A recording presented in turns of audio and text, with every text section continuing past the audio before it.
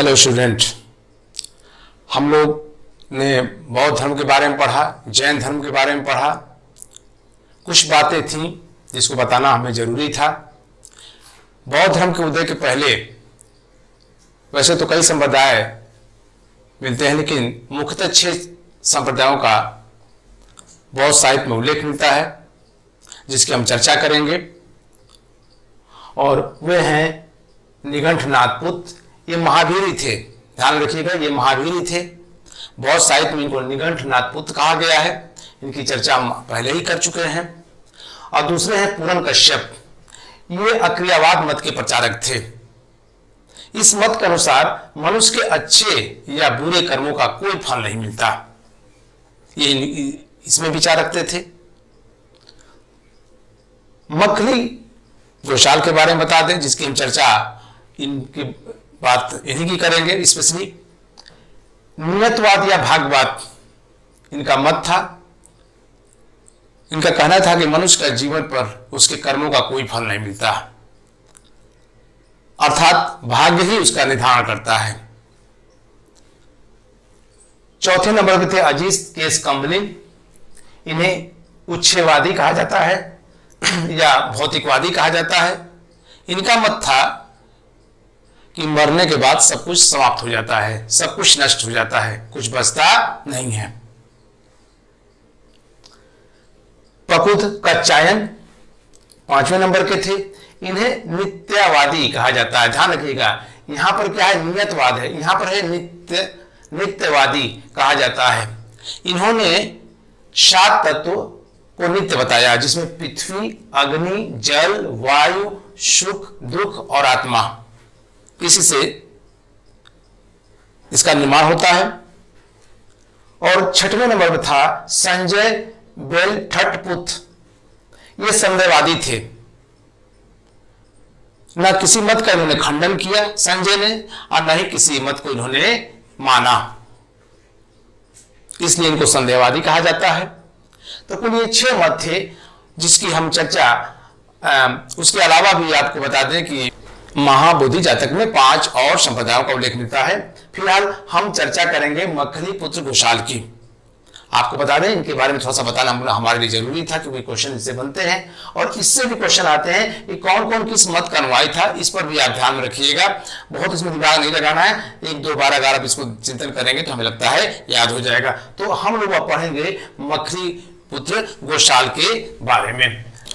तो हम लोग पढ़ेंगे मखली गोशाल के बारे में, जैसा कि अभी आप उससे चर्चा कर रहे थे कि जो 6 संप्रदाय थे उनमें से उनकी चर्चा करेंगे। तो मखली गोशाल का जन्म हुआ था श्रावण नामक गांव के गौशाला में पैदा हुए थे। दरअसल गौशाले में पैदा हुए इसलिए इनका नाम पड़ गया गौशाला। आपको बता दें कि उपाधि तीर्थंकर अवर्णीय देवता की थी। ये दक्षिण भारत में इनको ये इस नाम से जाना जाता है। ध्यान रखिएगा, दक्षिण भारत। और संस्थापक थे आजीवक संप्रदाय के। मुख्य केंद्र श्रावस्ती था और इनका सिद्धांत है भाग्यवाद या नीतिवाद। लेकिन आपको बता दें कि इस संप्रदाय से पहले नंदवच एक नामक व्यक्ति था। आपको लिख दें नंदवच, जो माना जाता है कि इसके पहले इस संप्रदाय का प्रचार प्रसार किया था। खैर, मखली गोशाल के बारे में बता दें कि जैसा कि हम जब महावीर लेक्चर दे रहे थे तो उसमें बताए थे कि 6 वर्ष नालंदा में इनसे मुलाकात हुई, 6 वर्षों तक इनके साथ थे और बाद में जब मतभेद हो गया तो ये अलग हो गए। दरअसल महावीर और मखली गोशाल में बहुत ज्यादा अंतर नहीं है उन लोगों की विचारधारा में। बस अंतर यह है कि जहां महावीर कहते हैं कि कर्मों का फल मिलता है, वहीं ये कर्मों की बात नहीं करते, ये भाग्य की बात करते हैं, नियतिवाद की बात करते हैं कि भाग्य में जो लिखा रहेगा वही मिलेगा। जीवन में कर्मों का कोई महत्व नहीं है। इन्होंने भी ईश्वर को नहीं माना, तो कर्म की जगह इन्होंने भाग्य पर निर्भर कर दिया कि भाग्य से ही सब चीजें निर्धारित होती है। फिलहाल आपको बता दें कि मखली गोशाल को से गौतम बुद्ध भी आलोचना करते हैं मखली गोशाल का, और कहते हैं कि मूर्ख व्यक्ति है। अंगुत्तर निकाय में इसका उल्लेख मिलता है और ये कहते हैं कि ईश्वर और मनुष्य दोनों को दुख देता है। भागवती सूत्र में उल्लेख मिलता है कि मखली गोशाल और महावीर स्वामी में दरअसल दोनों लोग विद्वान थे, और आपको बता दें विद्वानों में ही अक्सर मतभेद होता है, मूर्खों में कहाँ मतभेद होता है। दोनों लोग अपने अपने लगाने के लिए थे, दोनों लोग अपने अपने क्षेत्र में विद्वता हासिल कर लिए थे, दोनों लोग समकालीन थे, तो एक दूसरे को विद्वता का पसंद नहीं करते थे। किसी शिष्य ने मखली गोशाल से कहा कि ये महावीर आपकी आलोचना करते हैं, आपके विचारों को खंडन करते हैं। तो इससे नाराज हो गए मखली गोशाल और कहे कि अगर महावीर ऐसा बंद नहीं करेंगे मेरी आलोचना, तो मैं उनको धूल धूसरित कर दूंगा, नष्ट कर दूंगा, खत्म कर दूंगा। महावीर ने मखली गोशाल के बारे में ये कहा कि वो वैसे मछली के समान है जो ग्रामीण पीछा कर रहे हैं और वो मछली भाग रही है। फिलहाल आपको बता दें कि मखली गोशाल अपने मंत्रों के द्वारा महावीर पर हमला करना शुरू कर दिया, जिससे महावीर बीमार होने लगे, कई बार बीमार हो गए। जब उनको पता चला कि इस कारण से ऐसा हो रहा है, तो फिर महावीर ने अपने मंत्रों के द्वारा, आपको बता दें कि मखली गोशाल को मंत्र द्वारा मार दिया। माना जाता तो ऐसे ही है। एक और सोच से मिलता है कि अजातशत्रु ने वैशाली के युद्ध में, ध्यान रखिएगा, दोनों सोच जानते रहिएगा, अजातशत्रु ने वैशाली के युद्ध में मखली गोशाल को मार दिया था। ये दो अलग अलग बातें हैं। कोई कहता है कि महावीर के मंत्रों के द्वारा मर गए, और किसी चीज ग्रंथ में मिलता है कि नहीं, वो वैशाली के युद्ध में मरे। फिलहाल आपको बता दें कि महावीर स्वामी का जो आजीवक संप्रदाय है, उनके गौतम बुद्ध के ठीक 1 साल बाद मरे थे। आपको बता दें 483 ईसा पूर्व में महात्मा बुद्ध की मृत्यु हुई थी, और 484 ईसा पूर्व में मखली गोशाल की मृत्यु हुई थी।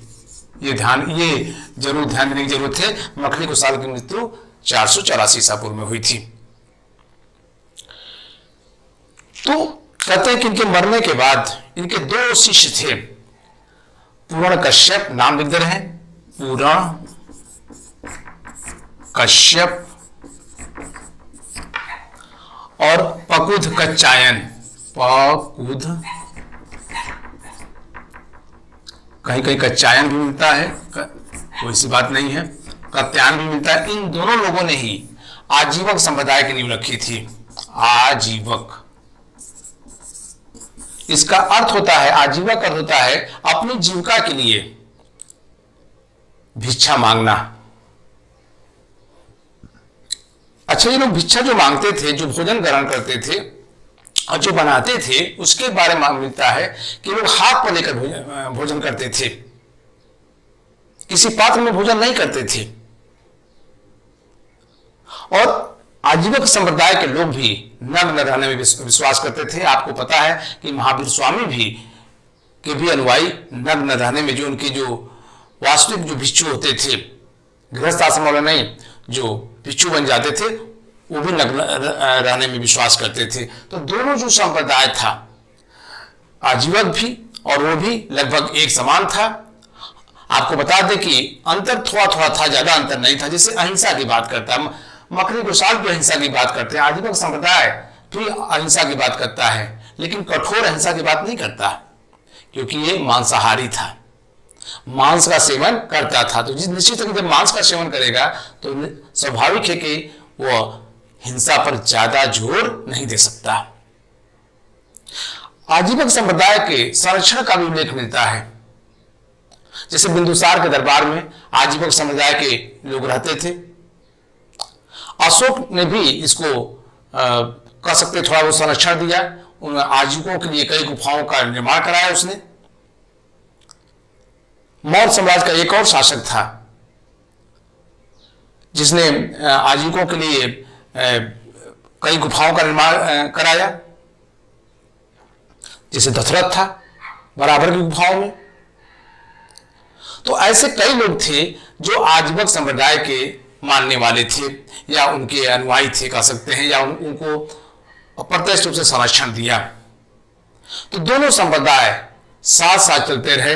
इन लोगों मखली गोसाल ने महावीर के समान भी अपने विचारों का प्रचार प्रसार किया, इनके अनुयायियों ने अपने विचारों का प्रचार प्रसार किया, और जहां जहां ये लोग गए निश्चित रूप से अपने अपने प्रभाव छोड़ने में सफल है।